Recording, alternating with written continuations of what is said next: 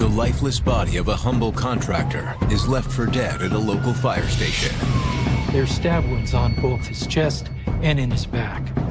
This truck is covered in blood. To solve the case, investigators must trace the crime back to its point of origin. What's that look like to you? But first, a code of silence needs to be broken. You're lying through your teeth. Get the hell out of my house! The situation did get rather crazy very quick. Just the smallest little thing can set people off into a horrible rage. The first thing you learn as a police detective is people do not respond out of a sense of duty. They don't respond to doing the right thing. They don't respond out of a sense of loyalty. They respond to pressure. Self-preservation is what works. There's one thing that never changes: murder. A life has been taken. Their stories are now my stories. I never know where a case is going to lead, but I'll never stop until it's solved. Somebody has to look out for the victim. If you kill, I will find you.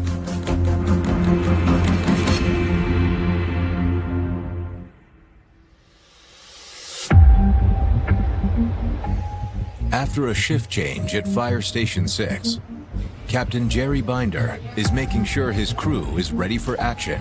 Listen, Chapman, you can't go out there without your gear. I don't want to see that happening again. You got me? Got you, Captain. Okay, good.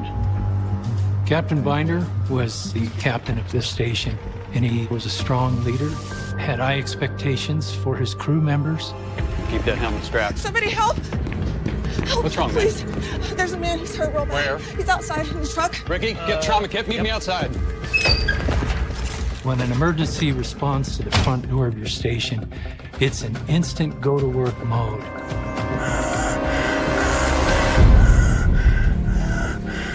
So he goes running outside and he finds a shirtless man in the front seat covered in blood. Hang in there, buddy. We got you. Come on now. Come on. Give him the cat. There you go. There you go. There you go. Oh, damn it. Let's put pressure on that.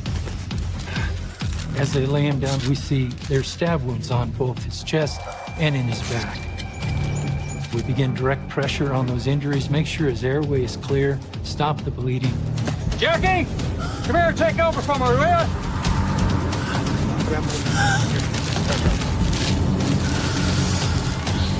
Code 3, we need help down at Station 6 right away. As Binder completes the transmission, What the hell? Hey, lady! he looks up and sees that the woman is now walking south, away from the scene. Where you going? She's walking away very quickly, like she doesn't want to have anything to do with what's going on.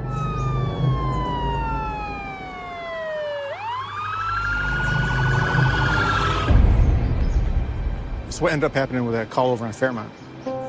Nothing. Just an old woman couldn't get in her garage door open. On this particular evening, May 29th of 1984, I was still a patrol sergeant working the evening shift. Did you help her figure it out? Yeah, come to find out she's at the wrong house. Dispatch to 4 Paul 1. Go for 4 Paul 1. Code 3 in progress at Fire Station 6. All units requested. 10-4, 4 Paul 1 en route. Let's move. Generally, a patrol sergeant's job is to supervise officers on the street. But if a call of a serious nature came in, I would always respond.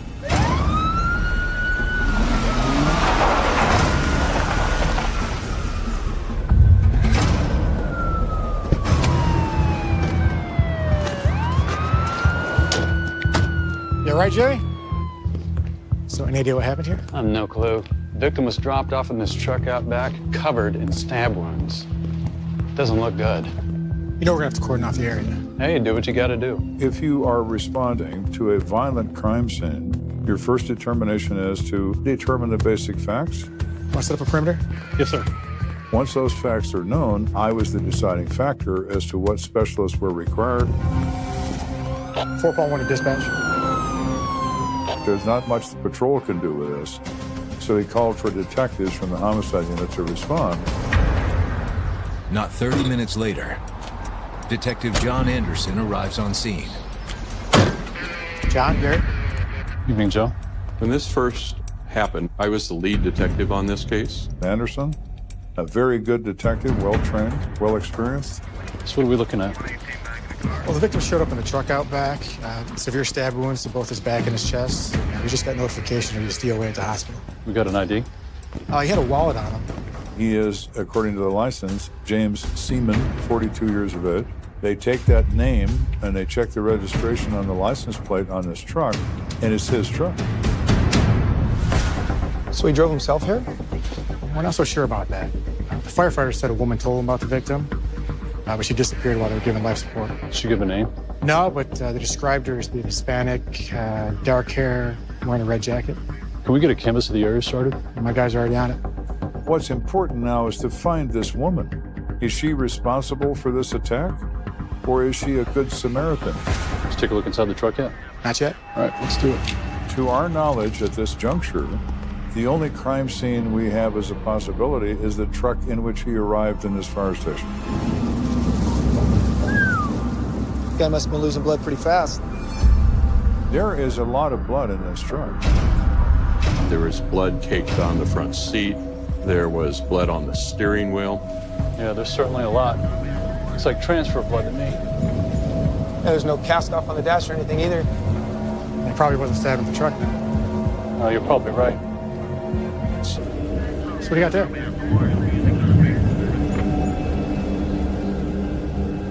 Drywall. Business cards bearing his name are found in the cab of the vehicle, and the business card says that he is a drywall subcontractor. Hey, sir. Any luck with the canvas? Nothing, unfortunately. Dispatch checked with records. Victim's got a wife. Mary Seaman. The question becomes obvious, is Mary Seaman the woman in red? We don't know, but we're going to have to find Mary Seaman to find out what she can tell us about her husband, James. Hey, Joe, you and your guys hold down the fort. We're gonna go look into this. You got it.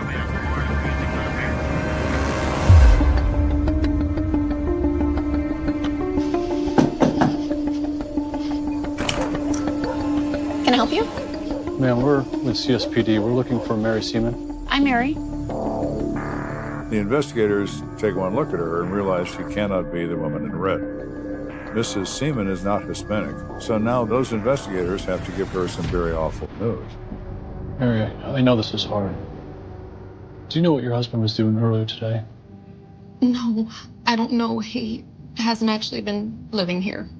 Mary tells police that she and James have been married for 5 years, but things have started to get a little bit rocky. And as a matter of fact, he moved out about a week ago. Sorry to hear that. We had issues in our marriage, but deep down, Jim's got a good heart. He works hard, and he gets along with most everybody. She says that everybody knows him as Jim. He's a kind of a tough, blue-collar kind of guy, but generally he's got a sensitive side to him. Do you know if he was having any problems with anyone recently? I do remember him saying something about there being an issue with some guy who was working for him, but it didn't seem that serious. Remember the guy's name? He didn't say. That, of course, is interesting, but there's really very little information there that's pursuable. So they ask her if Jim has any friends or associates who are Hispanic women. I can't think of anybody like that. But I don't know who he's been hanging around lately. You'd be better off talking to his friend, John Gibson. That's who he's been staying with. Thank you, Mary. We'll see ourselves out. Sorry for your loss.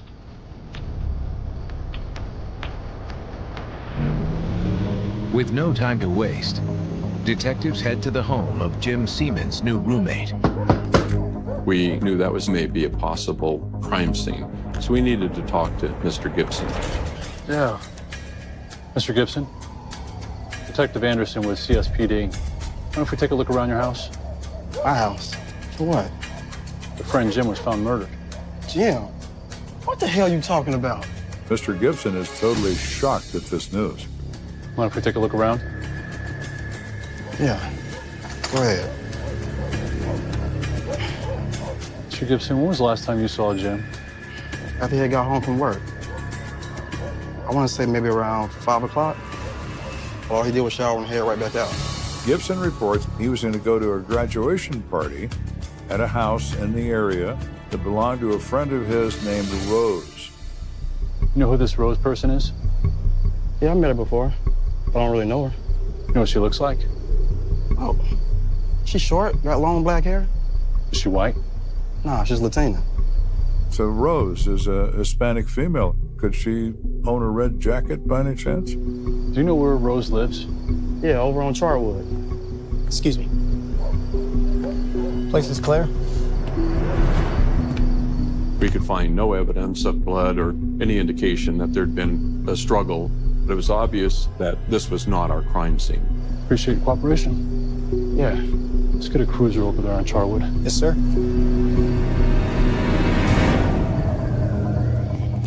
At that point, we wanted to find Rose to see if she was the woman in the red jacket. But we also wanted to see if where she lived was possibly our crime scene. Can I help you? A woman answered the door. She matched the description of the woman at the fire station. We're homicide detectives with the Colorado Springs Police Department. Are you Rose? Yes. Rose what? Trejo? Is that your jacket? We're standing talking to a Hispanic female, and over her shoulder we see a red jacket. Well, no. 2 and 2 often equals 4. We're standing on the right porch.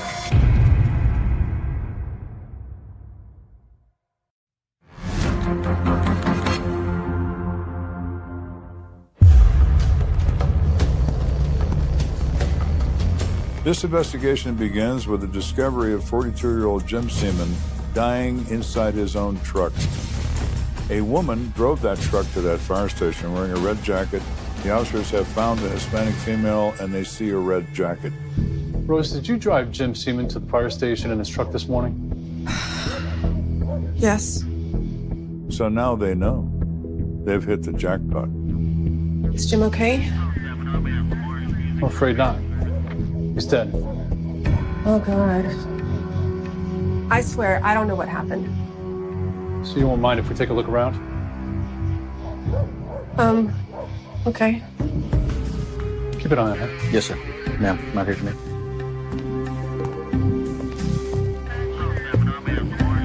We knew this was a brutal stabbing, so we're suspecting there will be blood evidence at the scene. They walk in this house, and it's fairly obvious that a major party had taken place. Empty red cups, beer cans, liquor bottles. And looking at Rose's kitchen, there were dirty dishes everywhere, but there was one thing that really stood out. Does that look weird to you? Yeah, a little bit. As soon as we saw the knife, which really appeared out of place. Let's get that thing bagged. You got it. We immediately thought this could be our murder weapon. As they continue to search the house, check this out. Anderson notices something alarming at the top of the basement staircase. What's that look like to you? That's blood. Got that right. We are on third base at this moment.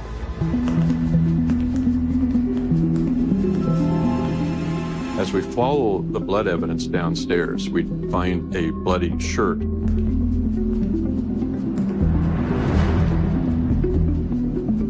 We also saw a mop that appeared to be blood-stained. There is smeared blood on the floor, as if the most incompetent user of a mop in the history of the world tried to clean up the floor for a few minutes. Looks like we found our crime scene. Yeah, I think you're right. So Rose has a little more explaining to do about the source of all of this blood. John, call dispatch. Let them know we got to get this crime scene processed. Yes, sir. As for you, We need you to tell us exactly what happened here today. Okay. Rose isn't stupid. She knows why they're asking her. We were throwing a graduation party for a family friend, and things just got crazy.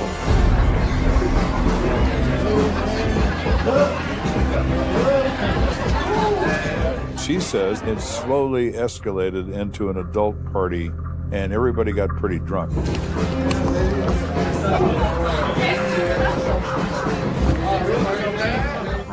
I was out front. And next thing I know, Jim stumbled out of the house. Oh my God. Oh, Jim. Oh my God, Jim. What the hell happened? Rose said she saw that Jim was hurt. He was struggling to get into his pickup truck. Move, okay, I'll drive. Go. Scoot, move.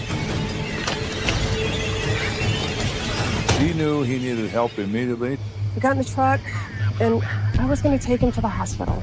But when I saw the fire station, I just figured that they'd help him faster. Why didn't you stay with him at the fire station? I didn't want to be involved. Rose, you are involved in this, so your plan failed. So how do you know Jim? We haven't known each other long. I'm a painter, and we just met on a construction job a few months ago. Were the two of you romantically involved? No, nothing like that, just friends. As a matter of fact, Jim had confided in her that he still loved his wife and hoped they could work things out. So you had nothing to do with Jim's death? No, I swear to God, I wasn't involved. At this point, we're thinking Rose probably is genuine. They believe she's a witness and maybe isn't completely honest with them about what she knows about this, but they don't believe she's responsible. So then who did kill Jim? I don't know. Everybody loves him. Some of the people at the party, they've even done drywall for him before. So you didn't see him at all? I only remember seeing him in the kitchen. He was playing dominoes. By himself? No, he was playing with Armando. Armando who? Alvarez. Mondo? You know him? Yeah, I know him. I've arrested him several times. Guy's in and out of prison. Real piece of work. Detectives wonder if a drunken game of dominoes might have spurred a sudden explosion of violence. What's she gonna do, Mondo? Shut up, Jim. Ooh. Wrong move. Damn it, Jim. It's too easy. Cheating son of a bitch. What did you say? I said you cheated. I didn't do Mondo. Just relax.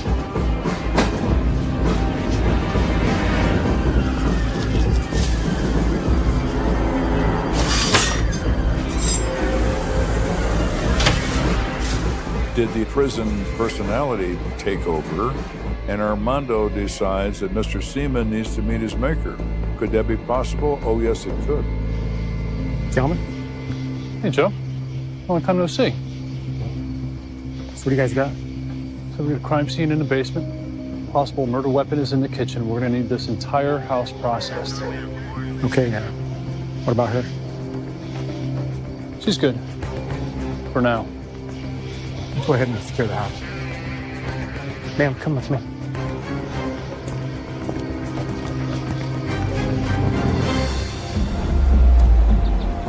As the sun begins to rise, Anderson is ready to give his new suspect, Armando Alvarez, a wake-up call.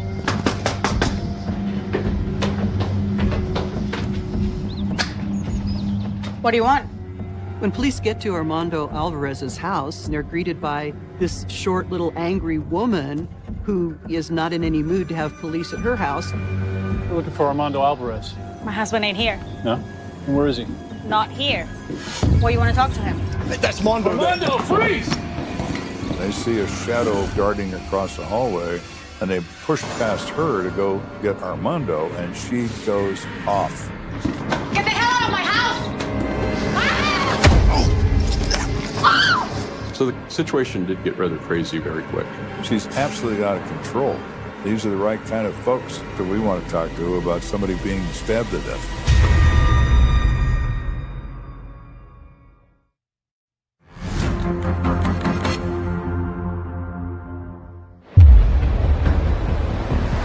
Investigators are trying to determine who stabbed Jim Seaman to death at a graduation party. They're focused on an ex-convict, Armando Alvarez. When they approach him at his home, his wife immediately attacks an officer unprovoked. No. Damn it! I'll kill you! Drop the shoe! Drop the shoe! Drop it! Get on the ground. Stop. Calm down. Stop fighting. So this is craziness happening in the entry hall of this house. Hey, you! There. You! Take your head off! Hands on my wife! Knock it off! Calm down. Her husband sees police trying to subdue her. He gets angry. So now we're trying to control him. At the same time, we're arresting his wife. Son of a bitch! You didn't do nothing! She assaulted a police officer! Send her to central booking! Stand right. Listen, if you want to help her, you need to help us. Armando is not happy about all of this. His wife has been removed, and she's going to jail for second-degree assault in a police house. What happened yesterday? I went to a graduation party for my nephew. You were there with Jim Seaman? Jim? No, I worked drywall with him, but I didn't see him at the party. Oh, that's interesting. Because we were told that you were there playing dominoes together. So unless you play dominoes wearing a blindfold, Armando, we're going to assume that you're lying through your teeth. Look, there were a lot of people at the party, okay? Only whoever said that, or you're gonna be confused with somebody else. So you're saying you have no idea who stabbed Jim? No, I didn't even know if Jim got stabbed. Probably I left before that even happened. This is the typical response you get from people with a criminal past. Nobody ever knows anything. Well, since you probably have nothing to hide, you don't mind if we take a look around, do you? I guess. Take a look. We're searching this house looking for bloody clothing, a knife, any other similar item that may connect him directly to this offense. Got nothing. We don't find anything of any evidentiary value. We know he's not telling the truth, but we don't have enough to arrest him. So we're good? No, not really. You might hear from us soon. What about my wife? Feel free to post a bell whenever you want. After striking out with Armando, detectives rethink their approach. Jim's wife, Mary, had told us that she knew of a minor altercation at work with a coworker. We know Armando did work for Jim, so it becomes important for us to get more information from the construction site. Jim? He's a top-notch guy. He's been doing drywall on my sites for a few years now. He and his crew always do good work. At the construction site, we do talk to a Ron Hopper, and he tells us that he hired Jim to be the foreman of the drywall crew. How many guys were working for him on his most recent job? There were 3 of them. Keno, Rufus, and Armando. Know of any recent problems between Armando and Jim? Between Jim and Armando? No, not that I can recall. But you know, there was a minor issue between Jim and Keno the other day. Ron says the source of conflict between Keno and Jim was a paycheck. Hey, Ron. Hey, what's up, Keno? Just about to grab my check. Your check? Jim already grabbed it for you. Wait, what? When? Early this morning. And you gave it to him? Well, yeah. I mean, I figured you told him to swing by and grab it or something. And... No way. I need that money now, man. I got people I gotta pay. Well, I mean, Jim said he's going to another work site this afternoon. I'm sure you can find him there. And... Man, I don't have time for this shit. Who the hell does Jim think he is? Relax, Keno. Dang. Ran out of here all pissed off. And trust me, you don't want to be on Keno's bad side. Why is that? Guy can fly off the handle pretty easy. Ron tells police that Keno has a very bad temper, especially when he's been drinking, and it can turn violent. Wouldn't be surprised if he had words about it with Jim off-site. What's Keno's last name? Garcia. Garcia. All right, we appreciate your time. Thank you. So at this point, Keno emerges as a stronger suspect than Armando. because Keno has a motive. So now the question is, was Keno Garcia at that party? In search of some answers, Detective Anderson circles back to Rose Trejo. Excuse me. Can I help you? Hi. Detective Anderson with CSPD. I'm looking for Rose Trejo. She said she was staying here. Man, she left already. Do you know when she'll be back? She didn't say. Well, maybe you can help me then. Were you at your aunt's party yesterday? Yeah, it was terrible. She reports, oh, I was there, and I remember Jim Seaman covered in blood. Did you see what happened? No, I just saw him stumbling around. I freaked out. I just ran out there as quickly as I could. Let me ask you something. You know who Keno Garcia is? Keno? Yeah, why? Did you happen to see him at the party? Yeah, I saw Keno right before that whole incident with Jim happened. I saw him go into the basement. Really? Wow. Not only does she put the man with a motive at the party, she puts him in close contact to the victim shortly before his injuries took place. That is important. After Rose's niece drops this bombshell, Anderson sets out to learn more about their new prime suspect. Hey, Anderson. I was over at Records, and Duffy asked if I could drop this off to you. Is that the Garcia file? Sure is. Man, look at his record. We do a background check, and we find that he is a convicted felon. He's been on parole, and he was last arrested for robbery and aggravated assault. You think that might be your guy? Very well might be. This has all come together rather nicely, and Mr. Garcia has some explaining to do.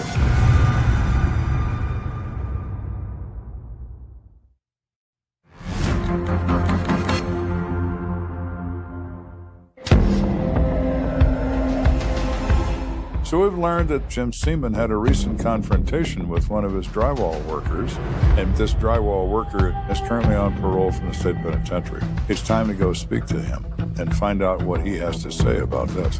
Mr. Garcia, thank you for meeting with us. Yeah, I'm used to it.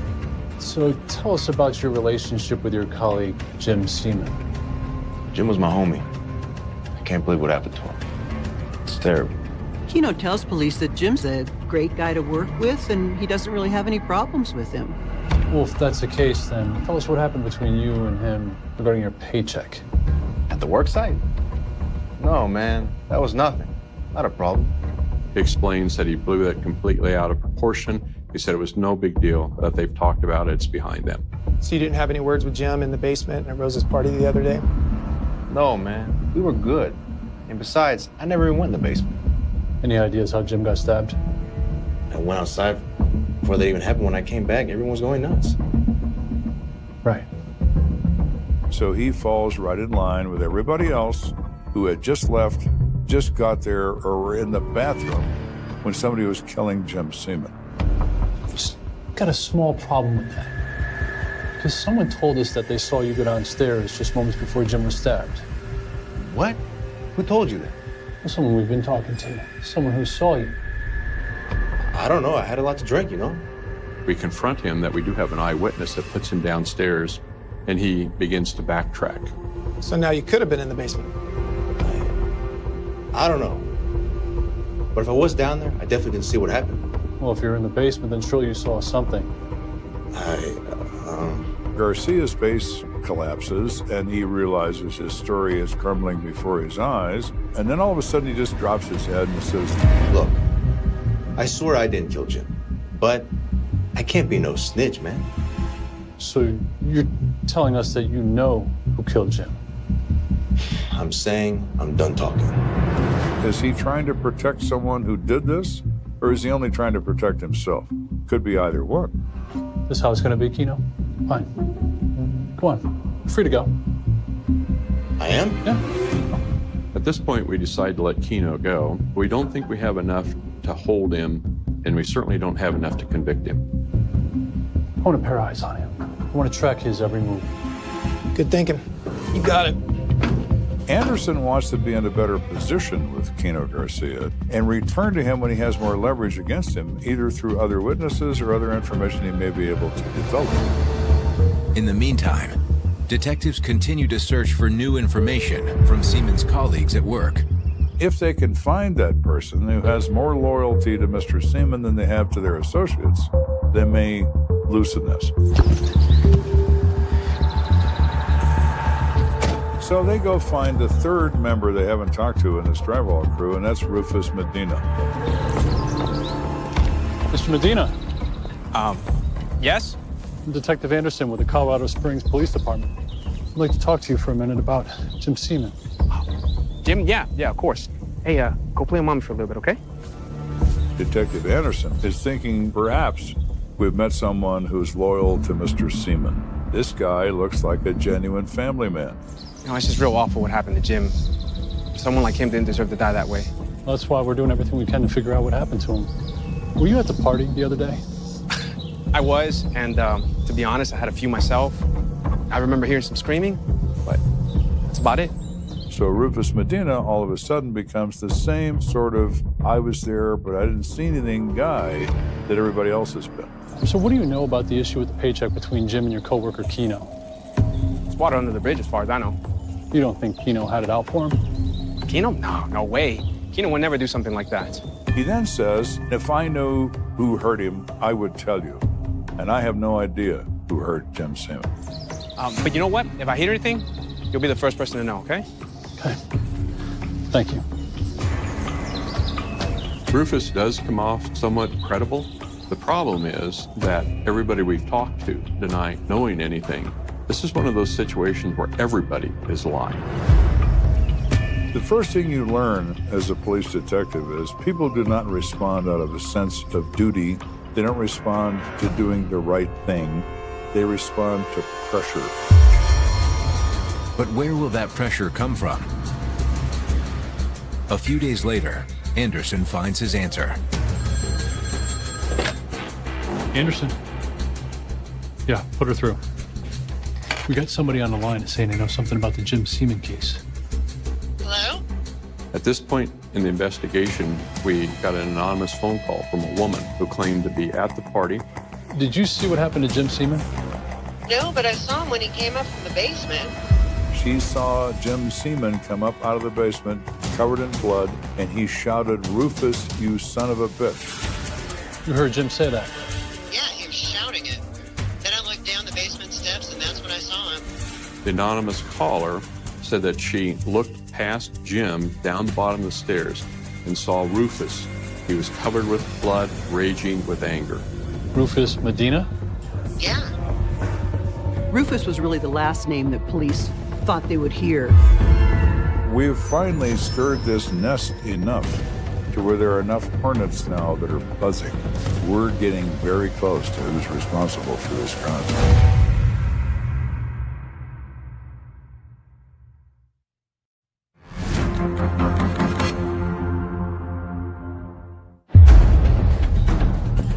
All this time, we've been focusing on a couple of different people, and an anonymous phone tip has provided a new suspect, that Rufus Medina, Mr. I don't know who hurt Jim Seaman, is the guy who killed him. But before zeroing in on Rufus, detectives hope to reap the rewards of an earlier strategy. We decide we want to go back to Keno. It appears that he's violated his parole, so we think this pressure may bring him to tell us the truth. Do you know why you're back here, Mr. Garcia? No idea.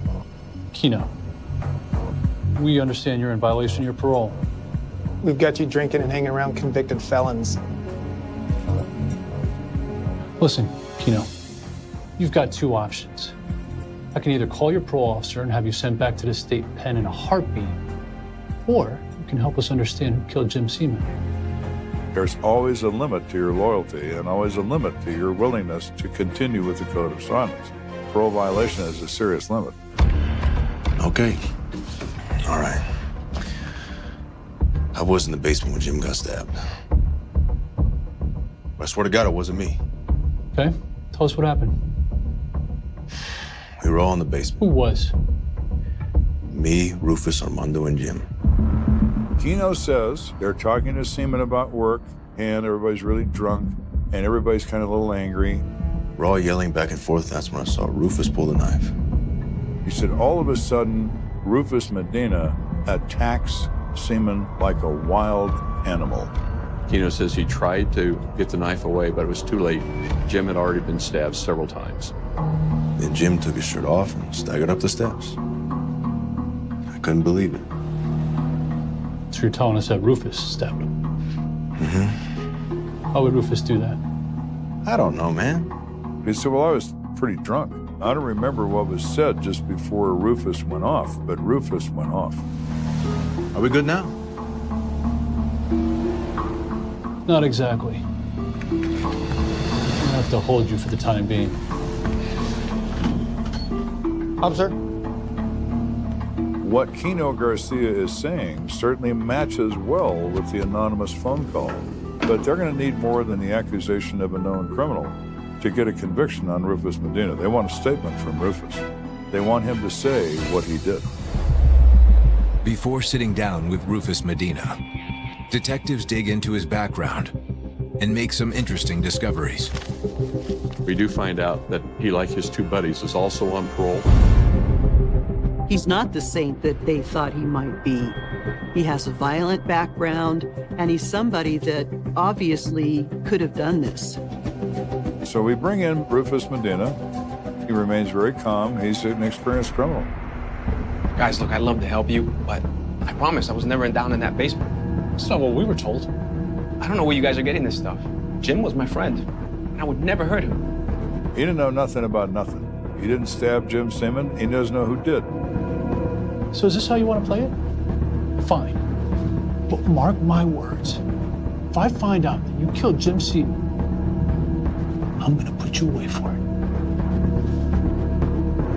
Although we probably had enough to arrest Rufus, we know our witnesses are not credible, and we do have a problem with some of the evidence. So we decide to not arrest him at that point. Rufus, we don't forgive, and we don't forget. You should keep that in mind. As the investigation continues into the summer, a familiar face is transferred back to homicide. Hey, sir. I had returned to homicide, and as a supervisor, I'm responsible for the actual closure of the case. So where are we at with the Seaman case? Nobody's story stays consistent. Everyone's telling something different. You know how it goes. Okay.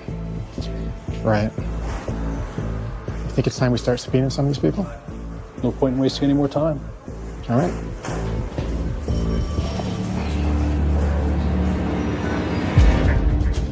We decided to impanel a grand jury.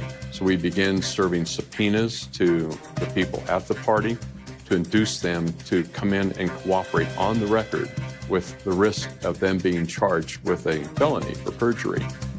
As a result of that pressure, they all testify, and one by one, they all name Rufus Medina as the person who killed Jim Seaman.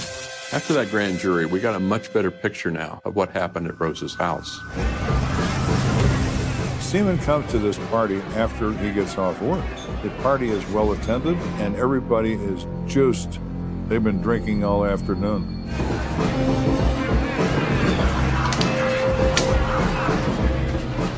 It's game. Man, this is too easy. Still can't believe that son of a bitch took my check like that. Oh, he didn't tell you anything about it? No, man, I didn't get that money right away, too. They're still discussing that paycheck incident. First he takes our checks, and then he holds our money? Who does this guy think he is? I don't know. And Rufus is getting more and more agitated that he needs to back up his man Keno.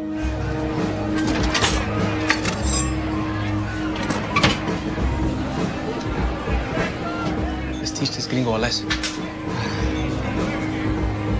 Hey, Jim, Mondo, let's go downstairs. I want to show you guys something. Sure thing, amigo. When we come back up, I'm gonna make it 2 in a row. Yeah.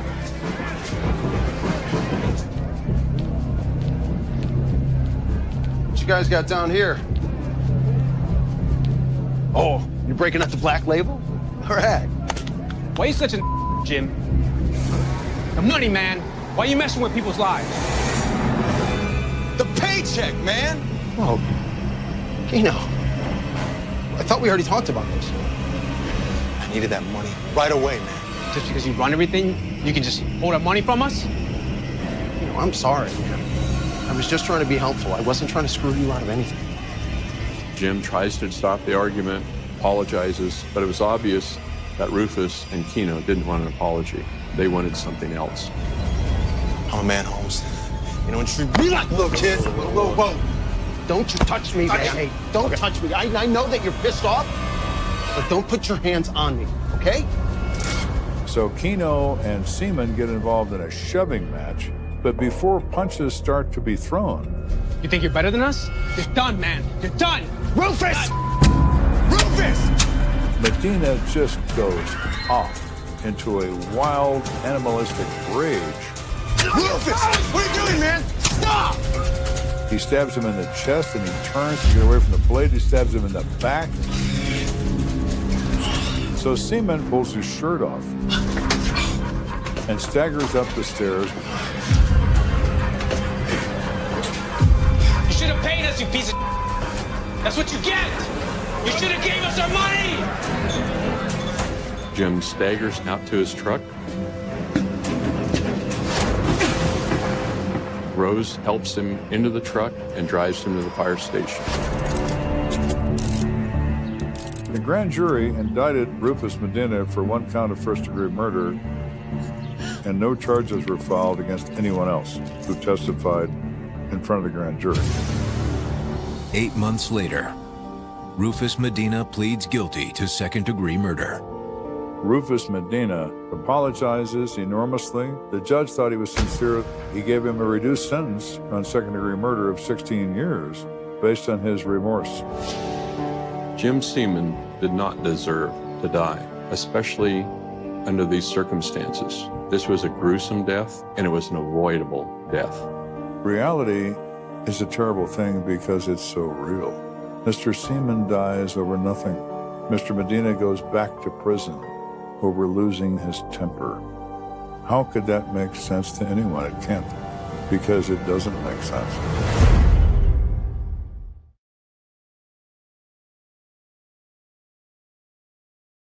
Moving with him. With his characteristic sincerity and his talent for persuasion, Steve convinced Lana to move to Charlotte. Their home soon welcomed new members who were absolutely adorable. The first dog they adopted was Guinness, a small, agile Italian greyhound. They both loved the breed so much that they soon decided to welcome another little dog and named her Sadie. Ever since Lana entered his life, Steve felt he had found true peace. He always had glowing things to say about her, referring to her by the affectionate name of his Lana Sue. He never hid the deep feelings he held for this gentle nurse. Friends all noticed that Steve became more calm and steady with Lana by his side. He had found a peaceful harbor after years of journeying. Moving to North Carolina was initially just a change of environment, but in the end, it brought him an entirely new future. 6 years since the day he danced with his sister at her wedding, dreaming of a perfect partner, Steve was now preparing to marry the greatest love of his life. It was a beautiful day in the month of November in the year 2013. Many relatives and friends from far away had traveled to North Carolina to join in their celebration. The wedding of Lana and Steve was held right at their home in Charlotte. There was no fanfare, no showing off. It was a warm, sophisticated, and deeply emotional gathering. Love was present in every glance and every smile of the bride and groom. They were radiant, happy, and as connected as if they had belonged to each other for many lifetimes. Immediately after the wedding, the couple decided to move to a new location, a dream home to share for the rest of their lives. This time, they chose a beautiful property located right on the border of South Carolina, on the banks of the poetic Lake Wylie. The house was painted in a cool, ocean blue, sitting gracefully on a large plot of land facing the flat, calm surface of the lake. It was as beautiful as a painting stepped out of a classic postcard. The couple enthusiastically renovated and decorated their new home.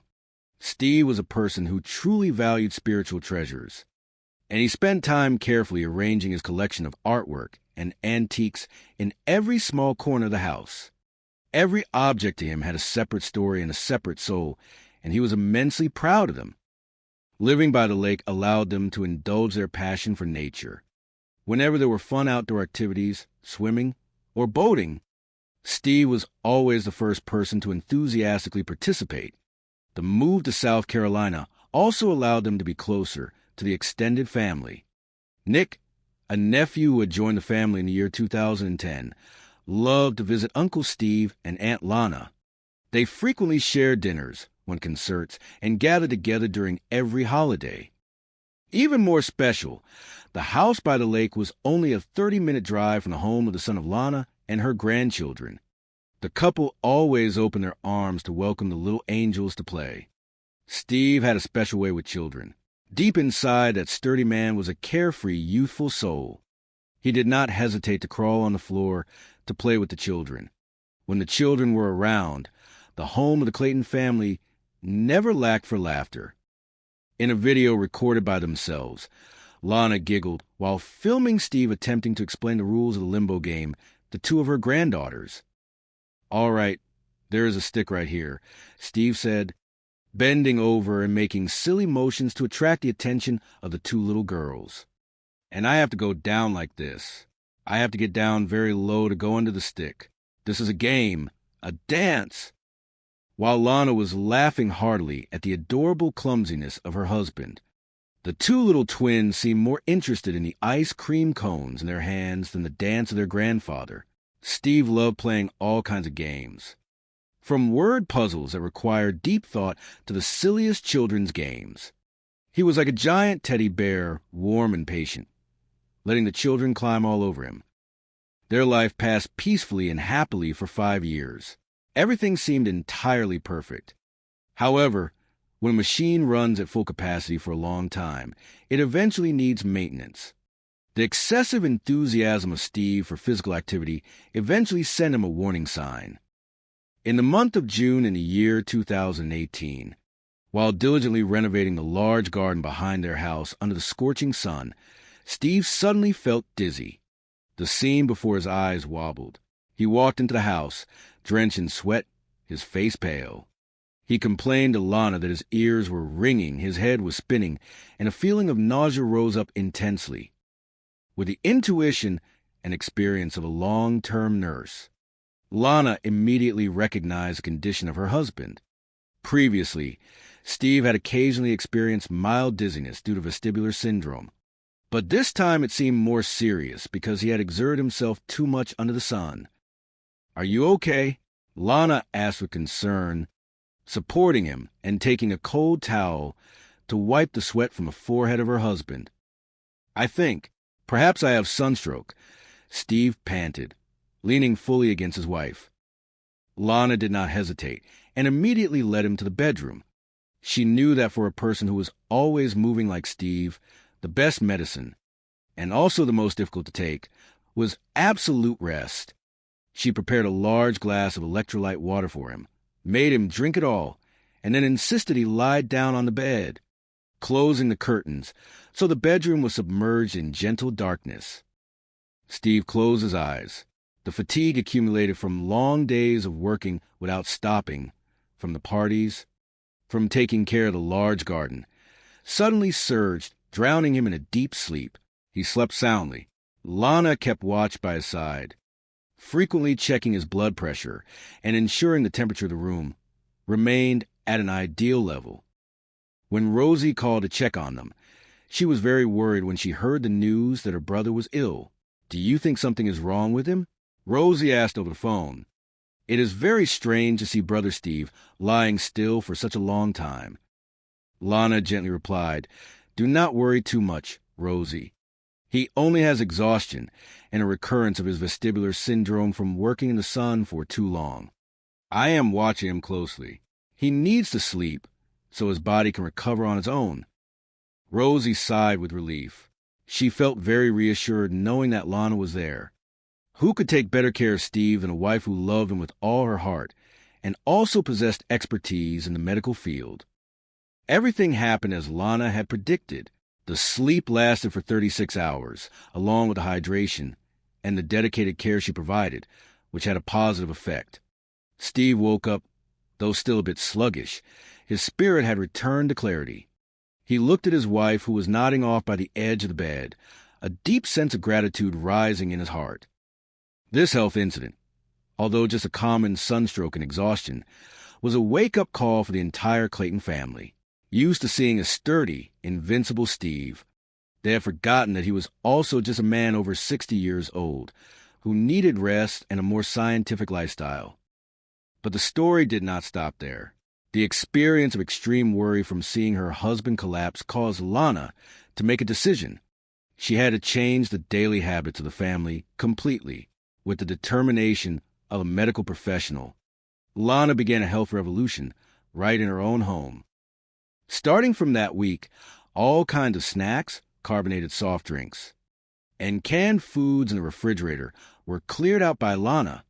In their place were green vegetables, fresh tubers and fruits, various types of nuts, and green smoothie recipes that looked quite strange. The highlight of this revolution was a type of detox herbal tea that Lana brewed herself according to a recipe she had learned from an Oriental medicine doctor. That liquid had a dark, blackish-green color, was thick, and had a terrible bitter taste. "My love, what is this?" Steve frowned, looking at the glass on the dining table on Monday morning. "It is a body-cleansing tea. It is very good for the digestive system and helps you rebalance your vestibular state." Lana smiled, her tone sweet but her eyes shining with undeniable determination. "Drink it all." Steve, the man who had once commanded an entire corporation, now obediently closed his eyes and held his breath to gulp down the bitter glass of water under the watchful gaze of his wife. He shuddered and coughed. "Goodness, Lana, this smells exactly like weeds blended with dirt." Lana only laughed, handing him a small glass of plain water. "Bitter medicine is good for the body. You promised that you would listen to me. After all, everything would have been just a fun memory of the couple, if not for the unexpected arrival of their nephew Nick and his sister Rosie over that weekend. They decided to drive to visit Steve after hearing he had been ill, bringing along several boxes of homemade baked cookies that Steve loved. When Nick and Rosie walked into the house, they expected to see a happy, healthy Steve running out to greet them as usual. But instead, they saw Steve lying on the sofa, wearing baggy pajamas, his face slightly pained, with a strange black liquid steaming next to him. "Good heavens, Steve, what happened to you?" Rosie exclaimed, rushing to the side of the sofa. Steve whispered, intentionally overacting to tease his sister, "I am being tormented. Rosie, Lana is making me drink some kind of poison. It is so bitter that I cannot feel my tongue anymore." At this moment, Lana walked out of the kitchen, carrying another large jug of that blackish-green water. She smiled brightly to greet everyone. "Oh!" Everyone came at the right time. "Nick, Rosie, do you want to try a little bit of intensive detox tea? It is very good for the liver." Nick stared at the jug of water, then looked at the large uncle who was grimacing on the sofa. He was a person who often worried, plus the fact that he had been sleep-deprived lately. His imagination suddenly took flight in a humorous way. Nick pulled Rosie into a corner and whispered, "Annie, do you see that Uncle Steve looks terrible? Is Aunt Lana forcing him to drink that stuff? Is it possible? Is she poisoning him with weeds?" Rosie laughed at the vivid imagination of her nephew. "Are you crazy? Lana is a nurse. She is taking care of his health." But to satisfy her curiosity and also to tease Lana, Rosie decided to play along with Nick, creating a small investigation right in the living room. She took the role of a serious detective, pulling out a small notebook from her handbag. "All right, Miss Lana Walsh," Rosie cleared her throat, trying to suppress a smile. "We have received an allegation that you are abusing your authority as a nurse to force a patient to drink liquids of unknown origin. Do you have any explanation?" Lana was startled for a second, then immediately caught on to the family joke. She set the jug of water on the table, put her hands on her hips, and pretended to be sharp. "Dear Detective Rosie, I completely deny this allegation. My patient here, who is lying and groaning on the couch, has a history of eating too much barbecue and staying up late to watch sports. The liquid you call unknown origin is a combination of kale, celery, ginger, and a rare herb. I am saving his life. Steve groaned from the sofa. She is lying. She secretly puts that tea into my coffee, too. My morning coffee now tastes like the smell of soil after a downpour. The whole living room erupted in hearty laughter.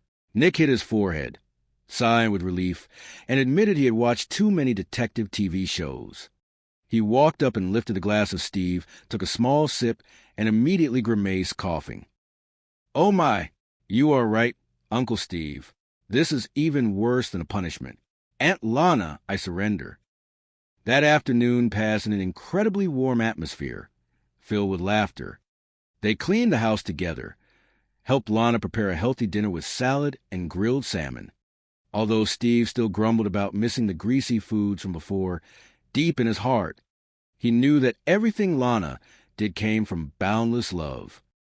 A few weeks later, thanks to a light diet, those detox teas which were bitter but effective, and moderate physical activity, Steve had fully recovered.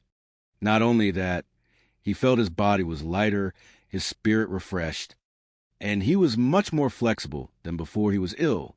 He lost a few pounds of excess fat. His blood pressure was completely stable, and most importantly, the dizzy spells no longer bothered him. On Independence Day in July of that year, the Clayton family organized a large outdoor party by the lake. This time, instead of large barrels of beer and giant slabs of grilled meat, the table was filled with nutritious food, fresh fruit juice, and a little light wine. Everyone was surprised by the youthful and healthy appearance of Steve. Country music played vibrantly. Steve stepped forward, gently taking the hand of Lana and pulling her out to the middle of the lush green grass. "Please pay attention, everyone." Steve cleared his throat, raising a glass of apple juice. "Today, I want to send a special thank you to the most wonderful woman in my life. Thanks to those strange green drinks, those strict rules, and her love, I have realized that health is the most precious asset. Thank you, my Lana Sue, for enduring such a stubborn man as I am." He bent down to kiss her forehead gently amidst the applause and cheers of family and friends. Nick stood filming with his phone and laughed loudly. "I will send this video to the juice manufacturer. Uncle, you will be their representative model."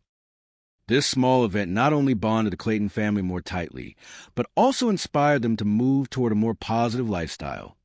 Realizing the great value of proactive health care, Steve and Lana decided to set aside a portion of their assets from the previous sale of the company to establish a scholarship fund.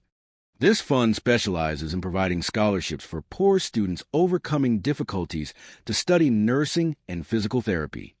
They wanted to spread the spirit of dedication and kindness that Lana had shown, helping those with the desire to bring health to the community.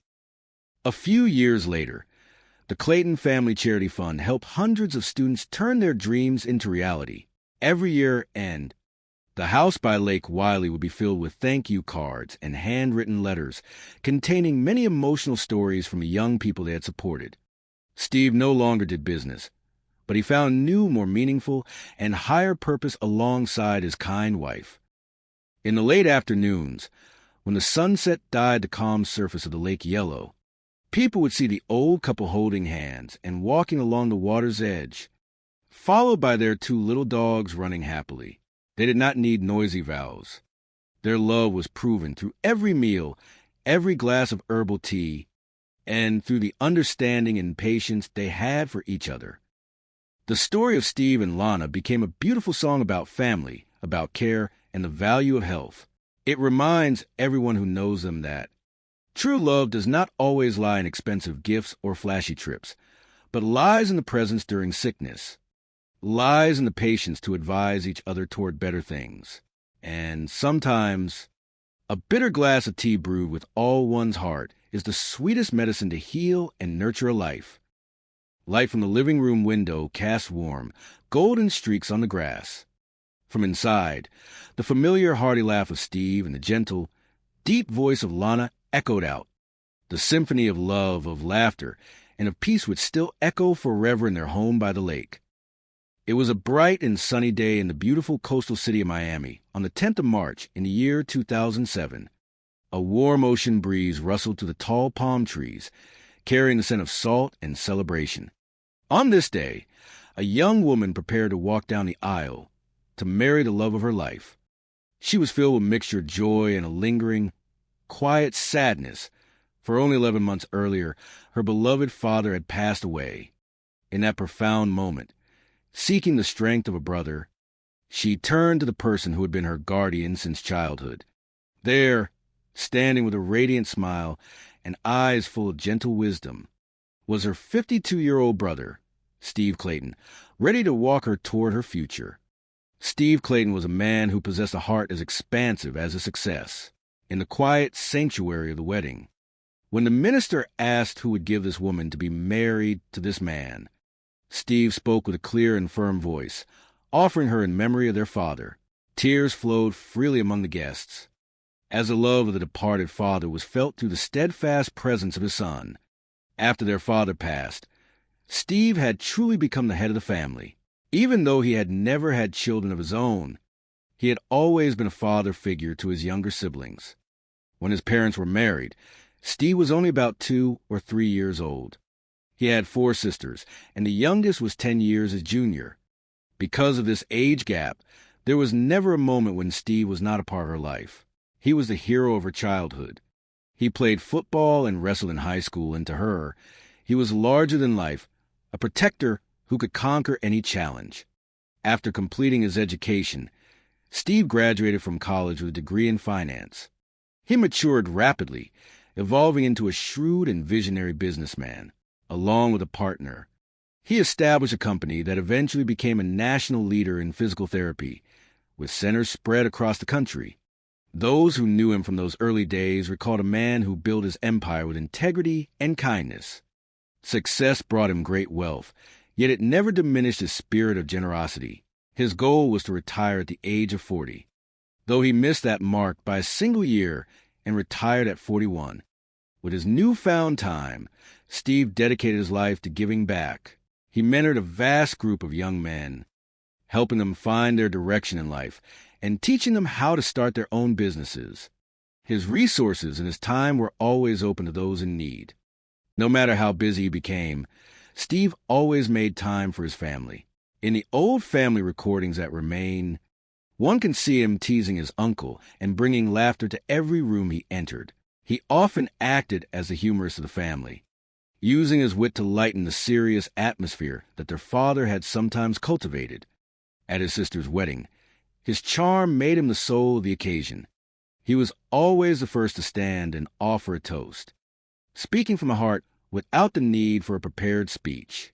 He often joked to hide his emotions, but when he thanked his new brother-in-law for making his sister so happy, his voice trembled with sincere affection. One of the most cherished moments of the day was the father-daughter dance. Just before the music began, a recorded message from their late father played, sharing a memory of his daughter as a young child. In that moment, Steve did not just fill the role of a brother. He was the entertainment, the peacemaker, and emotional anchor for everyone present.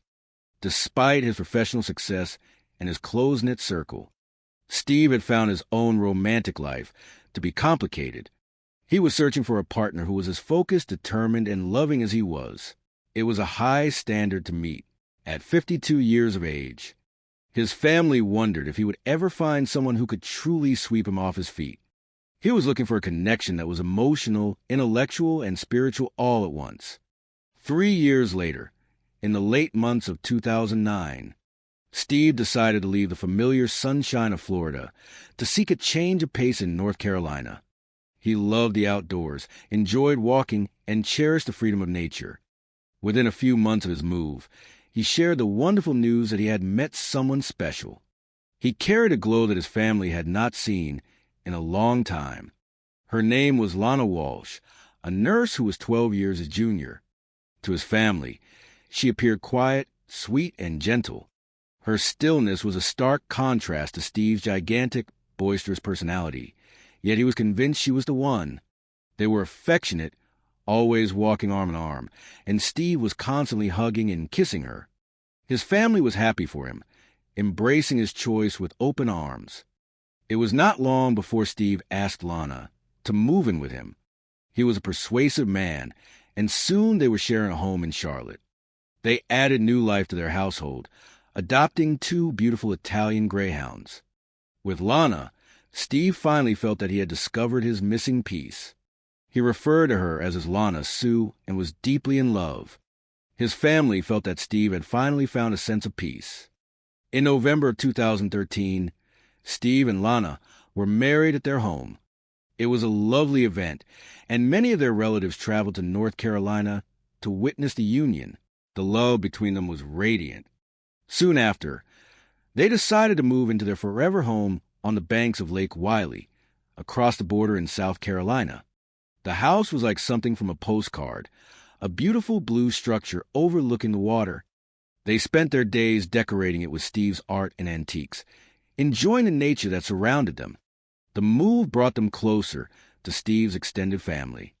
His niece and her husband moved to the area, and they became a fixture in each other's lives. They shared dinners, concerts, and holidays. They were also only a short drive away from the children and grandchildren of Lana, and the couple was always eager to help with babysitting. Steve had a natural way with children because he remained a child at heart. He would get down on the floor to play games, laugh at silly jokes, and ensure that there was never a dull moment in the household. For 5 years, their life seemed to be a picture of happiness. But in June of 2018, Steve suddenly fell ill. He complained of vertigo, nausea, and dizziness. While working in the yard, he collapsed. Lana, acting as his nurse, suggested he rest in bed. He later recalled that he drifted off, and when he woke, 36 hours had passed. When his sister, Rosie, called to check on him, she was told that he was simply exhausted. His family trusted Lana to care for him, given her medical background. After 2 weeks, Steve seemed to return to his old self, hosting a 4th of July party with his usual warmth and affection. Everything seemed to be back to normal, and no one doubted that they would have many more years together. However, on the 21st of July in 2018, a call was made to the local emergency services. When the police arrived, they found Steve at the bottom of the staircase, his life already extinguished. Lana was distraught, claiming that he had been ill for days and that she had tried to care for him. She believed he had fallen due to his vertigo. The investigation that followed was careful and thorough. The coroner initially suggested that the death might have been a natural heart attack, pointing to the discoloration of his chest. The family, devastated, helped clean the house to provide comfort for Lana. But as they worked, they made a shocking discovery in the bedroom. The mattress was ruined with deep stains and the smell of human waste, suggesting that Steve had been confined to the bed for days, unable to move or care for himself. This discovery ignited a fire of suspicion. When they spoke to Lana, her story did not align with the reality of Steve's personality. Steve was a man who lived with his phone. He would never have gone days without communicating. The family learned that there was no will, and the suddenness of his passing began to feel less like an accident and more like a tragedy. They requested an autopsy and a toxicology report. When the results arrived, they were devastating. Steve's blood contained traces of sedatives and a lethal amount of tetrahydrozoline, the active ingredient in common eye drops. It was a substance that, when ingested, could cause illness, dizziness, and eventually a fatal heart attack. The bottle of eye drops found in the house was sitting on a high dresser, far from the bed where Steve had been lying, proving that he could not have reached it himself. The detectives confronted Lana. After initially claiming that Steve had been abusive and that she was merely retaliating, she confessed to adding the eye drops to his water. She had hoped to make him sick. She claimed not to kill him, but the amount found in his system was undeniable. Before she could be arrested, Lana attempted to take her own life, but she was saved and subsequently brought to justice. In January of 2020, she accepted a plea deal, admitting to voluntary manslaughter and tampering with a food product. She was sentenced to 25 years in prison. In the aftermath, the family struggled to reconcile with the loss of such a vibrant man. They fought to clear his name, refusing to accept the narrative of a difficult marriage that Lana tried to weave. Those who had known Steve, the young men he had mentored, and the family who had loved him, all stood firm. Steve was a gentle, generous, and kind soul. He was a man who lived to lift others up, and his memory could not be tarnished by the actions of another. Today, those who love Steve focus on the legacy he left behind. They remember his boisterous laugh, his deep love for his family, and his constant willingness to help those in need. While the circumstances of his passing were dark, the light of his life continues to shine through the many hearts he touched. His story serves as a reminder to cherish every moment with loved ones and to remember the man who was, above all else, a beloved brother, a loyal friend, and a beacon of kindness in the lives of everyone who knew him. EOF, I hope this narrative provides the closure and reflection you were looking for. It is a story of a wonderful life, told with respect for the memory of the individual, while maintaining the requested focus on human values and resilience. If there's anything else you need, I am here to help. Chapter 1, The Family Hero. It was the 10th of March, 2007, a magnificent spring day bathed in the golden, radiant sunlight of a resplendent coastal city. The very atmosphere seemed painted with vibrant hues of happiness, humming with the joyous rhythms of a truly momentous occasion. This was the wedding day of a beautiful bride named Rosemary, the undeniable pride and joy of her entire family. Finally, after countless days of sweet anticipation, she was officially stepping into a new chapter of life with the love of her life, a warm and remarkably steadfast man named William. Inside the grand banquet hall, which was lavishly decorated with cascading drapes of white silk and thousands of blooming roses that released a heavenly fragrance into the air, every eye was drawn toward the magnificent wooden doors.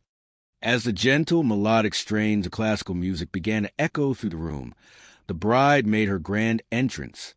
She was walking arm in arm with a man whose smile was as bright as the morning sun, and whose eyes sparkled with profound, unadulterated joy. This man was none other than her eldest brother, Steve. Though he had recently turned 52 years old, he carried himself with the robust strength, unwavering dignity, and overflow of vitality of a nervous anxiety. It felt exactly as though they were being forced to sit directly upon a burning fire, desperately waiting for an incredibly terrifying, deeply shocking truth to finally be dragged out into the blazing light of day. Chapter 7, The Invisible Weapon. When the crisp, white sheets of paper containing the final, highly detailed toxicology report were finally placed securely into the expectant hands of the dedicated investigative team, the entire room seemed to instantly plunge into a state of absolute, stunning silence, gripped by profound shock. The blood silently flowing through the veins of that incredibly successful man had contained not only the expected, minor traces of commonly used basic sleep aids, highly standard anti-anxiety medications, and simple allergy relief pills. It incredibly contained a highly lethal, deeply sinister secret. The most profoundly shocking piece of chemical information was the undeniable, scientifically proven presence of a massive, overwhelming quantity of a highly specific, complex chemical formerly known as tetrahydrozoline. This highly specific chemical was a core, fundamental active ingredient almost exclusively utilized in standard, over-the-counter eye drop medications designed specifically to visibly reduce the appearance of redness in the human eye. From a strictly scientific medical perspective, this specific chemical was meticulously manufactured to be applied exclusively to the external surface of the body. Any form of direct swallowing or internal consumption was strictly, absolutely prohibited. If a human being accidentally absorbed a remarkably small, tiny fraction of this chemical, the unfortunate victim would almost immediately experience violent, aggressive waves of severe nausea, intense dizziness, and ultimately succumb to a sudden fainting spell. However, if a person was secretly, maliciously forced to internally consume a massive, overwhelming quantity, the liquid would rapidly transform into a highly cruel, devastatingly lethal poison. aggressively attacking and entirely destroying the delicate central nervous system, inevitably leading to a highly rapid, terribly painful death.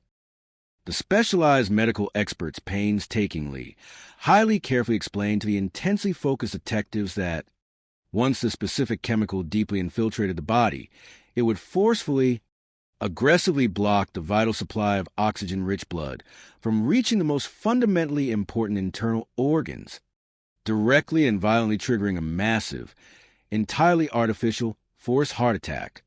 Thoroughly reviewing the digital video footage captured by the camera worn by the initial rapid response police officer on the fateful day the tragedy occurred, the incredibly sharp-eyed detectives successfully spotted a small, plastic bottle of liquid eye drops resting highly visibly upon the top surface of an incredibly tall, elegant dressing table located inside the primary bedroom. That specific, highly elevated physical location placed the bottle entirely, completely out of the physical reach of a man who was allegedly trapped in a state of absolute, total physical exhaustion, completely unable to even stand upright on his own 2 feet. Now, absolutely every single shred of highly complex, undeniable scientific evidence had perfectly converged, locking together like pieces of a dark puzzle. The ultimate, final conclusion was firmly, strongly established with absolute, ironclad certainty. This was absolutely, undeniably not a case of a natural, unfortunate medical death. This was, in fact, a highly premeditated, incredibly sophisticated, and profoundly cold-blooded act of calculated murder. Exactly 5 long, difficult weeks after the tragic, fateful day that had cruelly stolen the precious life of the beloved husband, the widow was formally summoned to the Central Police Station. She was invited under the highly polite, carefully constructed guise of being a helpful, cooperative witness intended to assist the ongoing investigation. Stepping cautiously into the stark interrogation room, the highly skilled detectives utilized a gentle, incredibly clever approach, softly asking her to list the specific names of the various medications that had been scientifically discovered within the circulatory system of the deceased victim.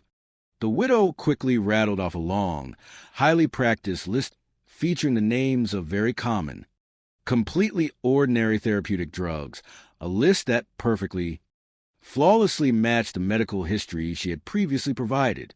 Yet, she remained entirely, absolutely silent regarding the crucial, deadly chemical located inside the small bottle of eye drops, the terrifying, entirely invisible weapon that had so cruelly stolen her husband's life.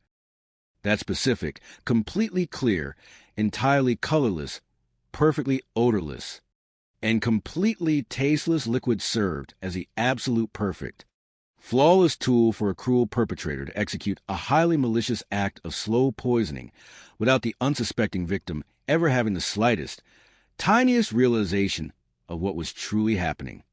The measured concentration of the lethal toxin flowing to the blood of the victim was so shockingly, incredibly high that it offered an absolute, undeniable scientific confirmation that it was a direct, primary cause leading to his tragic demise. In a highly strategic move designed to completely shatter the defensive walls constructed by the primary suspect, the highly experienced detectives finally decided to lay their crucial cards face up on the metal table. They directly presented her with the absolute, undeniable scientific proof regarding the massive, entirely lethal quantity of the chemical discovered resting inside the body of the deceased man, firmly demanding that she provide a highly logical, scientifically sound explanation, suddenly forced to confront the overwhelming weight of irrefutable, hard scientific evidence. The desperate wife attempted to salvage her rapidly crumbling story by spontaneously inventing an incredibly absurd, highly unbelievable tale. She boldly claimed that her late husband possessed a highly bizarre, incredibly strange daily habit of personally, voluntarily squeezing the liquid eye drops directly into his own morning cup of dark coffee. She claimed she was fully aware that this strange action would cause him to experience severe digestive discomfort, but she insisted it was merely his own, highly peculiar personal preference. Easily recognizing that the frantic testimony provided by the suspect was absolutely riddled with massive, glaring logical holes. The dedicated police force aggressively continued to dig much deeper into the highly complex, hidden realities of their married life, desperately searching for a clear, undeniable motive for the terrible crime. Feeling as though she were being fiercely backed into a tight corner, the desperate wife rapidly switched her tactics, choosing to deeply immerse herself in the dramatic role of a highly pitiful, tragically abused victim. She forcefully painted a highly dark, incredibly grim picture of their supposedly happy family life, shockingly describing her highly generous, famously cheerful husband as a cruel, hidden tyrant. She tearfully complained that her daily existence had always required her to live in a state of constant, highly nervous caution, describing it as constantly walking carefully upon fragile eggshells to desperately avoid triggering his supposedly explosive anger.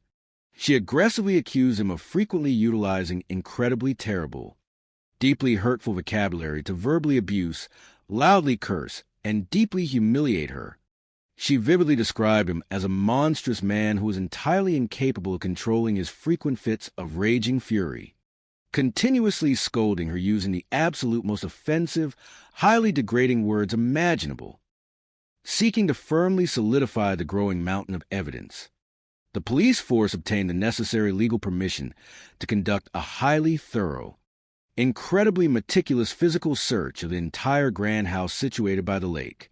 They carefully, highly methodically collected every single drinking cup and every single glass tumbler, desperately searching for any tiny, lingering microscopic trace of the lethal poison that might remain. Simultaneously, they relentlessly hunted for any form of written documentation, such as private diaries or personal letters, that possessed the potential to definitively prove a deep, highly toxic fracture within the foundation of the marital relationship. In an incredibly surprising turn of events, right in the very middle of the ongoing, highly active search of her property, the widow proactively, voluntarily requested a private, completely isolated meeting with the lead detective, stating she wished to provide additional, highly crucial testimony. This time, stepping carefully back into the deeply quiet, audio-recorded interrogation room, she aggressively continued to push forward the highly dramatic, entirely fabricated narrative portraying herself as a deeply traumatized, physically battered wife. She fiercely maintained that her late husband not only constantly abused her with highly vicious, sharp words, but also frequently engaged in terrible, highly violent physical actions against her body. She slowly recounted a detailed story regarding the specific fateful day he felt terribly ill, freely admitting that she had indeed physically cared for him, but claiming that deep within her heart, a massive, roaring fire of pure, unadulterated hatred and deep resentment was violently burning. She attempted to justify her actions by citing a highly dangerous piece of casual advice she claimed to have received from a fellow nursing colleague. She stated she had been told that if one truly desired to enact minor revenge upon an enemy, they should simply, secretly pour liquid eye drops into the person's beverage, an act that would supposedly only cause them to suffer through highly unpleasant, severe intestinal cramping. And then, finally, the absolute most horrifying, deeply chilling truth was slowly spoken directly from the lips of that very woman. She quietly confessed that when her eyes fell upon the small bottle of eye drops resting on the table, the massive, highly compressed weight of all her supposed past resentment suddenly, violently exploded. This overwhelming emotional eruption, she claimed, strongly urged her to tightly grasp the small plastic bottle and squeeze it with incredible, violent force directly into her husband's glass of pure, clear drinking water. When the lead detective firmly, sharply asked her to specify the exact quantity of the liquid she had poured into the glass, she quietly admitted that, given the immense, aggressive strength of her squeezing motion, it was highly probable that the entire, absolute total contents of the bottle had seamlessly, completely dissolved into the drinking water. That incredibly chilling, deeply cold confession echoed loudly within the starkly silent room, finally bringing down the curtain on a highly elaborate, deeply theatrical performance that had been covered up with an incredible degree of malicious sophistication. She finally concluded a highly intense interrogation session by shedding several large, highly dramatic tears of seemingly late, shallow remorse.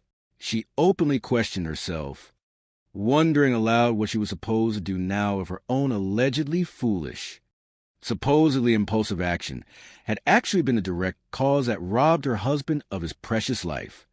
These spoken words perfectly formed a highly complete, incredibly solid, and legally binding confession of guilt.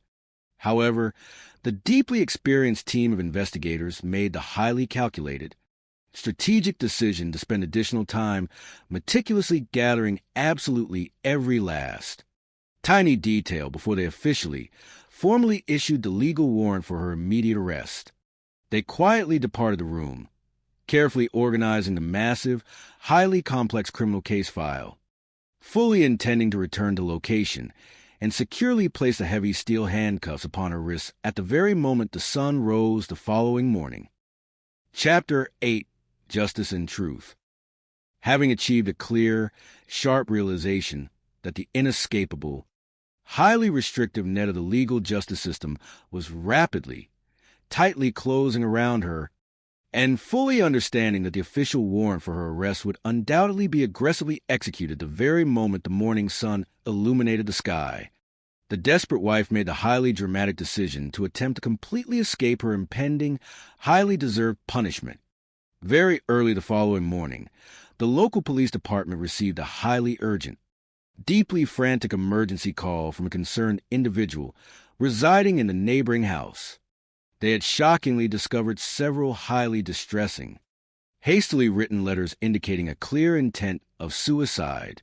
Caught in the crushing grip of absolute, overwhelming panic, the incredibly desperate woman had intentionally, fully opened the main valve of the highly flammable gas line located on the second floor of the home, and she had subsequently swallowed an incredibly massive, highly dangerous quantity of strong sleeping pills in a final, dark attempt to permanently end her own life. The highly trained emergency rescue teams rapidly arrived, forcefully breaking down the heavy wooden doors to gain entry. They successfully located her lying completely unconscious upon the large bed, without a single second of delay. She was rapidly transported to the nearest medical hospital for highly urgent, life-saving emergency treatment. Her life was ultimately, successfully preserved by the medical staff, and the very moment she was officially, medically discharged from the facility, a heavy, cold pair of steel handcuffs was firmly, securely locked around her wrists. She was formally, officially charged with the highly serious crimes of murder and the malicious, intentional tampering of a food product with a lethal, highly toxic substance. The deeply shocking news regarding the successful arrest of the primary suspect traveled with incredible speed, quickly reaching the ears of the victim's grieving family. The highly dedicated lead detective who was personally overseeing the complex case made a direct, highly personal telephone call to the young nephew to officially inform him of the stunning confession. While actively driving his vehicle down the busy road, the young nephew was forced to frantically, rapidly pull his car over to the safe shoulder. That incredibly horrific, deeply devastating truth struck his mind with a massive, crushing force of a fatal blow, causing him to feel as intensely dizzy and profoundly disoriented as if he had been violently, physically struck directly in the face with a heavy wooden baseball bat, wasting absolutely no time. He immediately picked up his phone to relay the information to his youngest aunt. On the receiving end of the line, deeply agonizing, incredibly heart-wrenching screams of pure, unadulterated emotional agony rang out loudly as she finally learned the terrible truth. The very woman who proudly wore the title of his wife had personally, intentionally, and maliciously ended the vibrant life of her beloved older brother. On the 16th day of January, in the year 2020, standing solemnly before the highly elevated, polished wooden podium of the formal courtroom, the accused woman made the highly calculated legal decision to formally accept a negotiated plea agreement, desperately hoping to completely avoid the ultimate, highly severe penalty of a death sentence. Moving away from the highly severe original legal charge of fully premeditated, intentional murder, she formally agreed to bow her head and officially plead guilty to the lesser, yet still incredibly serious, charges of voluntary manslaughter and illegal, highly malicious tampering with a food product. Standing directly before the highly respected, solemn judge, she aggressively continued to offer her fragile, highly questionable excuses. She claimed that her personal knowledge regarding that highly toxic, incredibly dangerous chemical was extremely limited, allegedly acquired strictly through watching various fictional television dramas. She stubbornly maintained her highly dubious story that she only ever possessed a desire to cause a highly temporary, minor degree of physical discomfort as a form of petty revenge for the terrible days she falsely claimed she had spent being abused, firmly insisting she possessed absolutely no malicious, underlying intent to permanently steal the life of her husband. However, absolutely the entirety of her deeply woven lies, which were clearly designed to maliciously smear and deeply tarnish the highly respected honor of the deceased man, were forcefully, powerfully, and completely rejected by absolutely everyone who attended the highly emotional trial. His deeply loyal friends, his highly trusted business partners, and, most importantly, the vast multitude of young individuals whose lives he had generously sheltered, beautifully guided, and deeply impacted, all stood up in total, unbreakable unison. They fiercely, passionately defended the shining image of an incredibly chivalrous, deeply generous man, a beautifully kind, highly gentle soul who was fundamentally, entirely incapable of ever committing any act of violence. The fragile arguments presented by the convicted woman were universally recognized as nothing more than an incredibly weak, highly pathetic form of sophistry, a desperate, totally transparent attempt to save herself from enduring a remarkably long, highly deserved sentence within the dark, deeply isolating confines of a cold prison, relying heavily upon the highly detailed, incredibly meticulous scientific report generated by the highly specialized toxicology expert. The highly skilled prosecutor successfully, vividly recreated the agonizing, incredibly painful final moments of the victim's life. The brutal, undeniable truth clearly demonstrated that the cruel wife had absolutely not simply squeezed the chemical a single accidental time on that fateful Thursday. The incredibly massive, overwhelming volume of lethal toxins discovered resting within the physical body of the victim definitively proved a highly terrifying, incredibly slow, deeply calculated, and continuous process of poisoning that stretched out over the agonizing course of multiple days. She had maliciously utilized her extensive, highly specialized medical knowledge to coldly calculate her horrific actions, literally transforming their shared, peaceful sleeping bed into a terrifying, deeply horrifying chamber of torture. The deeply unfortunate victim had been entirely, systematically stripped of absolutely all possible methods of communication. He had been practically imprisoned in a state of absolute, total physical depletion, completely unable to muster enough energy to raise his voice and call out for vital help.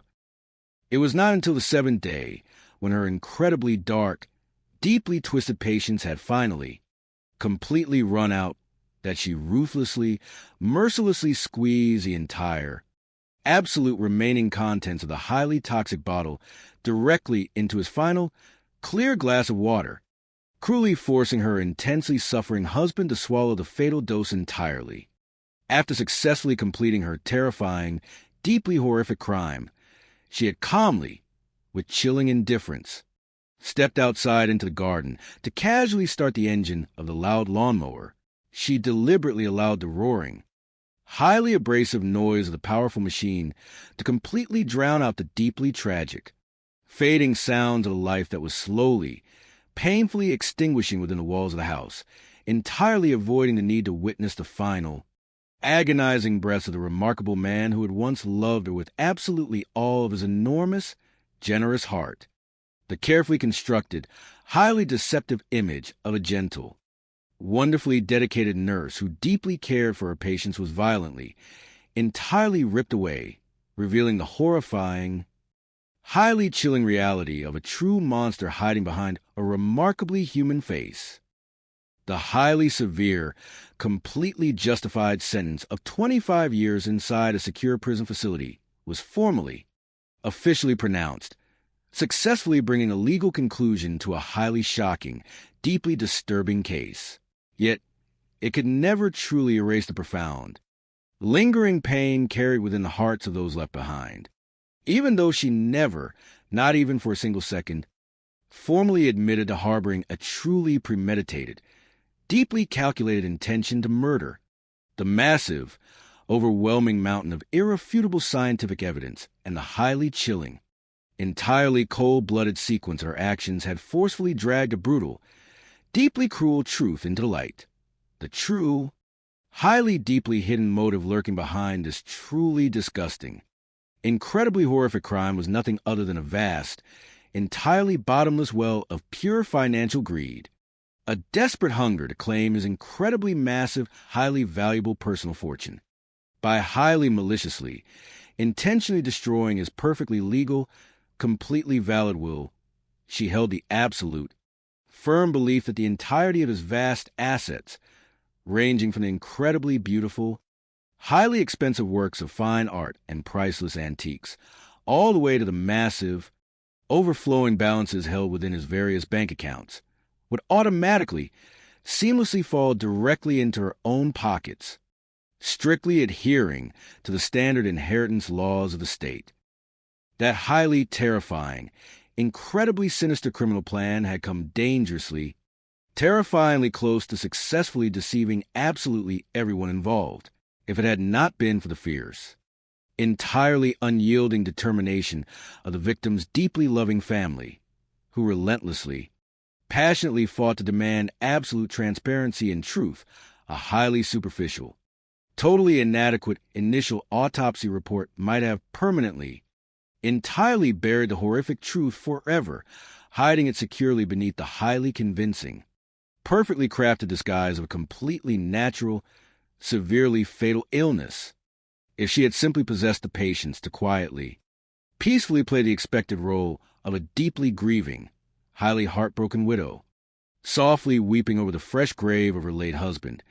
It is highly possible that all of her terrifying, deeply malicious sins would have remained completely, permanently obscured by the darkness. However, it was precisely her own highly suspicious, entirely rushed impatience in attempting to rapidly liquidate the valuable assets, combined with her highly flawed, deeply inconsistent web of lies, that ultimately served to dig the deep, dark grave of her own future. Chapter 9, A Legacy of Light. The highly emotional, deeply exhausting trial finally reached its ultimate conclusion, leaving behind the necessary, highly formal legal sentences and the entirely justified, appropriate punishments mandated by the strict rules of law. However, for the deeply loving family of the victim, the profoundly difficult task of learning exactly how to slowly move forward, to continue walking down the long path of life without the incredibly large, wonderfully comforting presence of their beloved older brother and deeply cherished uncle, was where the truly severe, incredibly harsh emotional challenge genuinely began. From time to time, the beautiful, highly precious old video recordings were gently played upon the screen, carrying the highly infectious, roaring sound of his hearty laughter and incredibly familiar, deeply warm resonance of his voice, allowing it to once again echo beautifully, brightly throughout the expanse of their family living room. Everyone present continuously, fondly recalled his incredibly brilliant, wonderfully vibrant presence. His arrival in any given room always brought with it an incredibly massive, overwhelmingly joyful, and wonderfully lively surge of pure, positive energy, tenderly recalling the highly specific, beautiful moments when he would proudly stand up to deliver his heartfelt speeches at various family gatherings. They vividly remembered how his absolute, towering confidence and his brilliantly radiant smile possessed the incredible power to entirely illuminate even the absolute darkest, most sorrowful spaces. He was, Without a shadow of a doubt, an absolutely magnificent, truly wonderful man, a highly exceptional, incredibly unique individual who had been cruelly, violently stolen away from the warm, deeply loving embrace of those who genuinely, truly cherished and loved him. However, rising powerfully and beautifully above the deep, lingering shadows of profound sorrow and tragic loss, his magnificent, highly vibrant image continued to live on brilliantly within the hearts of absolutely everyone who knew him. He stood tall as an eternal, beautiful symbol of incredible, boundless generosity and deeply unconditional, pure love. The true, lasting legacy that he left behind on this earth was absolutely not securely locked within the highly valuable, massive financial assets that had been so cruelly desired by a deeply wicked person. Instead, his true wealth resided in the countless, beautiful, deeply rooted seeds of pure kindness and human compassion that he had so generously, freely scattered throughout the entire, magnificent course of his life. Hundreds of ambitious, bright young individuals who had once been the fortunate recipients of his wise guidance and deep mentorship were now stepping firmly, highly confidently along the paths of their own successful careers, proudly carrying the bright, burning flame of passion and deep dedication that he had once so generously passed down to them. The immense, incredibly powerful love that he harbored for his family, for the profound beauty of life itself, and for the magnificent wonders of the natural world, continued to serve as a deeply powerful, highly inspiring source of strength, offering sweet, gentle comfort to the souls that were still quietly weeping. Even though the final chapter of his remarkable life was tragically concluded by a deeply sorrowful, highly tragic note caused by the ultimate betrayal of the person standing closest to him, the grand, beautiful symphony of the life he had composed contained thousands upon thousands of incredibly bright, brilliantly radiant, and deeply loving melodies. The beautiful, highly cherished memory of the family's ultimate hero, a truly great man who constantly, always offered a wonderfully warm, deeply reassuring smile, will forever remain a brilliantly glowing, highly reliable lighthouse. His memory will continuously, eternally shine its bright light, safely guiding the way for countless future generations to follow the beautiful, highly noble path of profound forgiveness and deeply authentic, true love. This is the story of a successful, generous, and endlessly vibrant man. He was the kind of person who could shift the atmosphere of an entire room simply by walking through the door. His signature greeting, a booming and joyful, "Hello, hello, hello," echoed with an energy that wrapped around people like a warm embrace. He possessed a heart as expansive as the ocean, and though the final chapter of his journey was marred by an unthinkable betrayal, the overarching melody of his existence remains one of profound love, boundless charity, and family devotion. Money, success, and status were merely tools he used to elevate those around him. This is not just a tale of how a life ended. Rather, it is a celebration of how beautifully it was lived. Chapter 1. A Miami Wedding and a Heroic Brother. The 10th of March, 2007, dawned with the brilliant, sun-drenched perfection that only Miami could offer. The air was sweet with the scent of blooming jasmine and the faint, salty kiss of the nearby sea. It was a day of monumental joy for the Clayton family. Rosemary Clayton, known affectionately to everyone as Rosie, was preparing to step into a new life, marrying her true love, William Leslie. The venue was a vision of elegance, adorned with cascading floral arrangements and filled with the gentle hum of excited guests. Yet, woven into the fabric of this joyous occasion was a thread of profound sorrow. Just 11 months prior to the wedding, the Clayton family had suffered a devastating blow. The loss of their beloved father. The absence of the patriarch was an aching void, especially on a day when tradition dictated he should be the one to link arms with his youngest daughter and guide her toward her future. In that space of quiet heartbreak, Rosie's eldest brother, 52-year-old Steve Clayton, stepped forward. Steve was not just a sibling. He was a pillar of unyielding strength for the family. As the processional music swelled, filling the space with a tender melody. Steve stood tall in his tailored suit. His eyes, though shimmering with unshed tears, radiated immense pride. He offered his arm to his little sister, steadying her trembling hands, and together they began to walk down the aisle. Of course, there were a lot of tears, Rosie would later recall, her voice catching at the memory of that sacred walk. I could not imagine anybody else standing in place of my dad when the minister asked, "Who gives this woman to be married to this man?" Steve answered with such unwavering conviction. He said, "I do, in the memory of my father." It was a deeply sentimental moment, a testament to a family's resilience and their capacity to find light in the shadow of grief.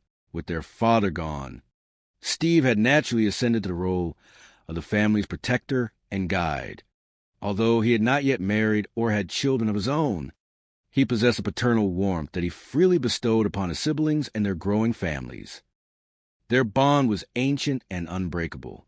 When my father and mother were married, Steve was just about 2 or 3 years old.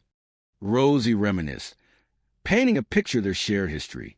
He had 4 sisters, and I am the youngest. He was 10 years older than me. So, there really was not a single moment in my life when Steve was not there. Steve was my big brother, and he was my hero. He was everything a little girl would want in a big brother. He played football. He wrestled in high school. All of those things made him larger than life in my eyes. Steve's commanding presence was matched only by his sharp intellect. After high school, he pursued higher education with fierce dedication, eventually graduating from college with a degree in finance. He quickly matured into a shrewd, visionary businessman. Alongside a trusted partner, Steve founded a company focused on physical therapy resources. Through relentless hard work and an innate understanding of human needs, the modest startup blossomed into a national powerhouse, establishing physical therapy centers across the entire country. Steve and I met at work. A close friend recalled their early days. He was in the hospital, and I was working in the same hospital. That is how we met and became lifelong friends. He was incredibly successful. Eventually, Steve reached a point where he felt he had conquered the business world.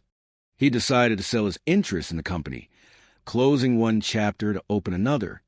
His long-held ambition had been to retire at the age of 40. He missed that ambitious mark by a mere 12 months, retiring comfortably at the age of 41. Selling his business did not mean Steve intended to sit idle. Instead, it freed his most valuable asset, his time. And what Steve wanted to do, more than anything else, was to give back to the world. He transformed himself into a dedicated mentor, guiding a large group of young, aspiring entrepreneurs. He spent countless hours helping them launch their own businesses, navigating them through the turbulent waters of corporate strategy, and helping them discover the true direction of their lives.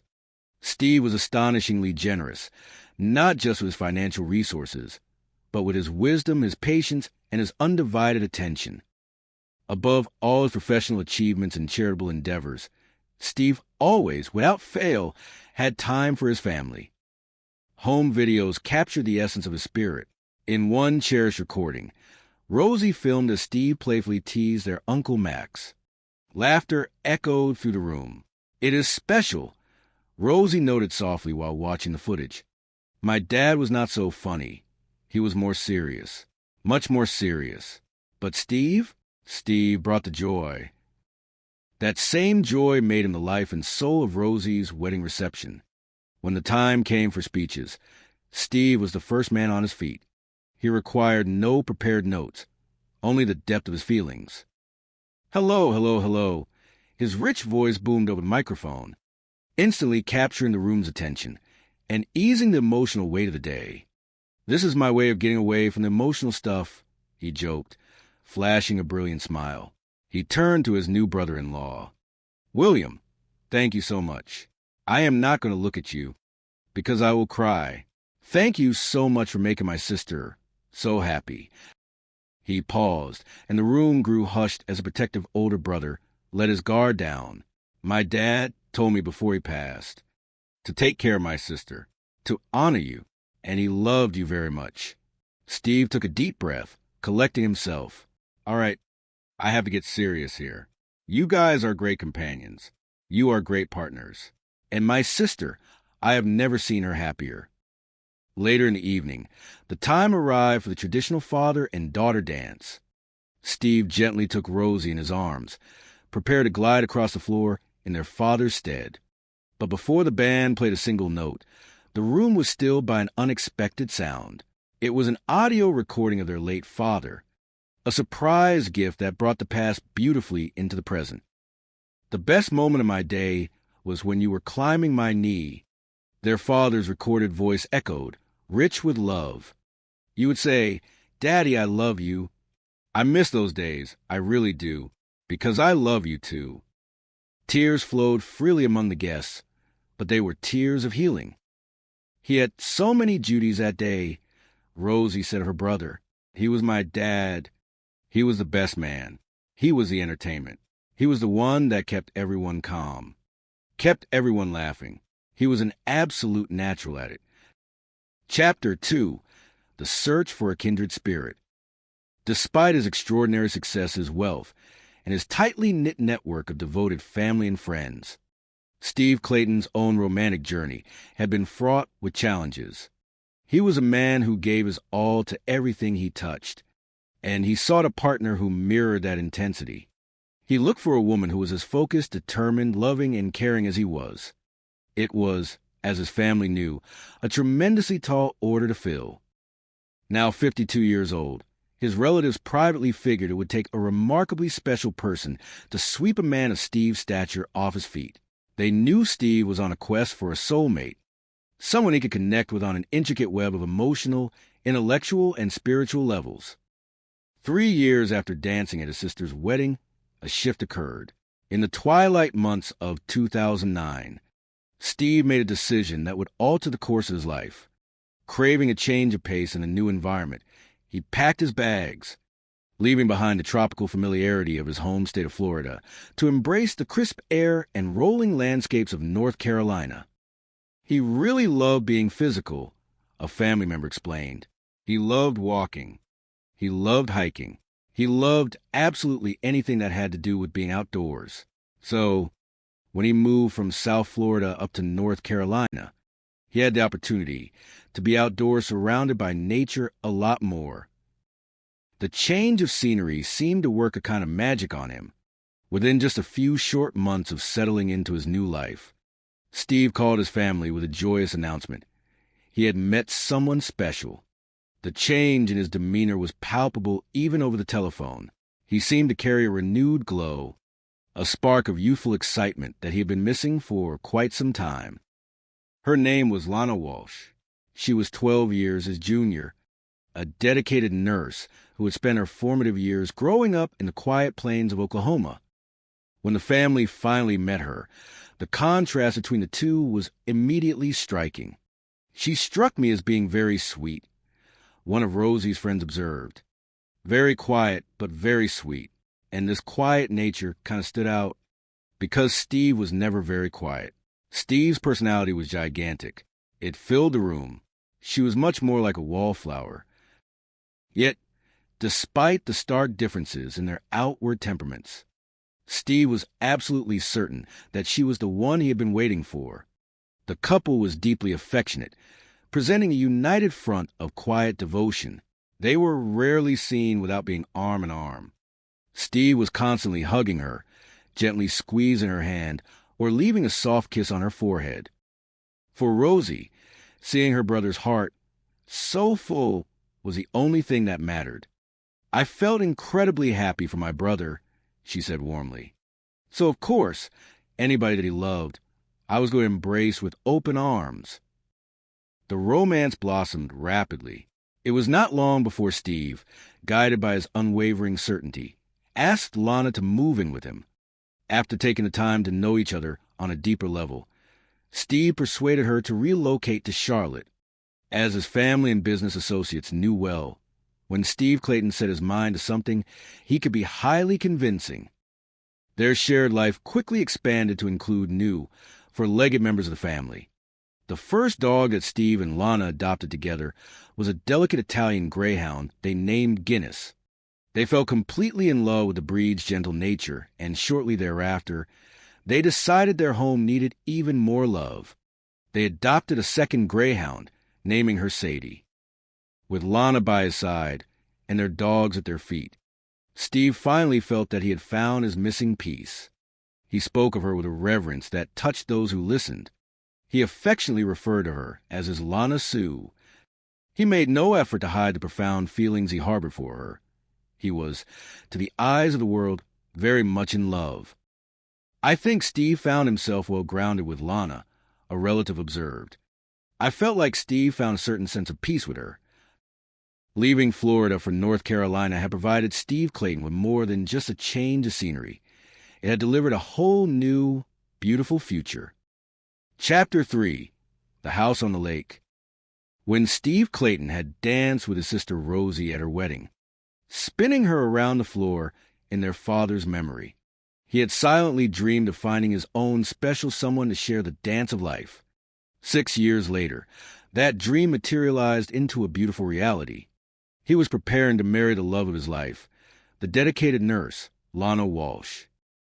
The wedding took place on a breathtakingly lovely day in November of 2013.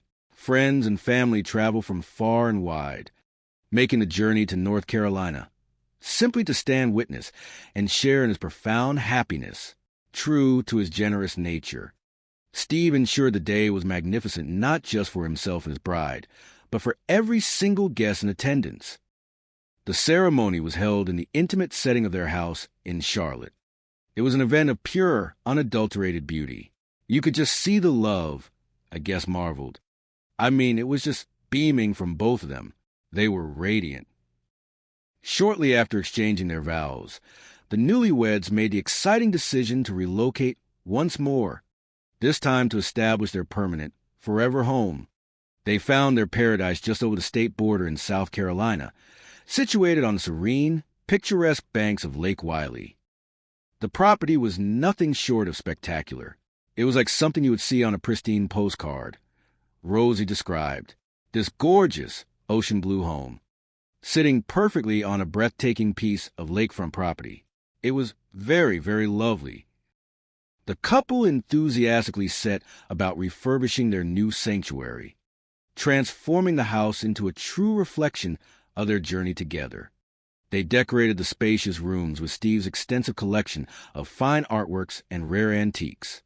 Steve was a man who believed that objects carried stories. He was deeply proud of his possessions because each piece was unique, holding a personal significance and a history that he loved to share. Living on the lake allowed the couple to fully indulge their shared passion for the great outdoors. Whenever there was a fun physical activity to embark upon, Steve was always at the forefront. He approached life with a gung-ho attitude, eager to explore, hike, and breathe in the fresh air. Furthermore, the relocation to South Carolina brought a wonderful added benefit. It placed him within a much closer radius to Steve's extended, continually growing family. Nick French, a young man who had officially become Steve's nephew after marrying Steve's niece in 2010, cherished the new proximity. We hung out with Uncle Steve and Aunt Lana a lot when they moved up here. Nick recalled with a fond smile. We would go out to dinner with them. We would go to lively concerts together. We made it a point to attend special events and celebrate every holiday as a family. Their lakefront home was also merely a 30-minute drive from the home of Lana's son and her beloved grandchildren. The pair never turned down an opportunity for a bit of joyous babysitting. Steve, despite his imposing physical stature and his history as a corporate heavyweight, had a remarkably gentle and magical way with children. At his core, Steve had always retained the pure, uninhibited heart of a child. He was the kind of man who would eagerly abandon his chair to get down on the floor, crawling around and playing imaginative games with the little ones for hours on end. With children echoing through the hallways, there was never a dull or quiet moment in the Clayton household. Family videos perfectly captured this dynamic. In one particularly endearing clip, Lana held the camera, laughing brightly as she filmed Steve attempting to teach her twin granddaughters how to do the limbo. "We will make Papa do it," one of the little girls declared, her voice ringing with childhood authority. Steve, always ready to entertain, enthusiastically agreed. "Okay, so there's a stick, and I have got to go like that, and I have got to go under the stick. I have got to get real low to get under the stick." He exaggerated his movements, turning the simple game into a hilarious, theatrical dance, asking the girls to direct his every move. Lana was thoroughly tickled behind the camera, even if the twins eventually found their bowls of ice cream more captivating than their grandfather's acrobatic efforts. Steve thrived on these interactions. He enjoyed playing every kind of game imaginable, whether it was a mentally stimulating round of Scrabble or the silliest, most chaotic children's board game. He was perfectly content to sit on the floor, placing his chin on a plastic contraption, while the children gleefully spun the dial and turned the handles, waiting for a pie to hit his face. Steve was a huge teddy bear, Nick laughed. The kids absolutely loved to play with him. He always had kids physically hanging on to him, climbing on his back.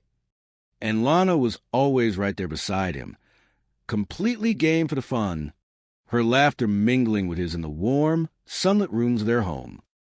For 5 wonderful years into their marriage, Steve and Lana appeared to be thriving in a state of domestic bliss. They had built a life filled with laughter, family dinners, peaceful mornings by the lake, and the comforting routine of a deeply loving partnership. Chapter 4, The Shadow of Vertigo. The summer of 2018 arrived with the humid, golden warmth typical of the Carolinas. The lake sparkled under the afternoon sun, and the Clayton home was as beautiful as ever. But in June, an unexpected shadow fell over their sunny existence when Steve suddenly, and rather severely, fell ill. A man who was usually a fortress of health and vitality, Steve began complaining of intense dizziness. He described it to his family and neighbors as a severe bout of vertigo. He mentioned that his ears ached persistently, and that a wave of debilitating nausea had washed over him. The illness was so sudden and overwhelming that he had actually become sick out in the front yard. A concerned neighbor witnessed the distressing scene. "I felt real bad for him," the neighbor recalled. "I knew that he had experienced some minor issues with vertigo prior to this, but this seemed different. He said he'd been feeling very ill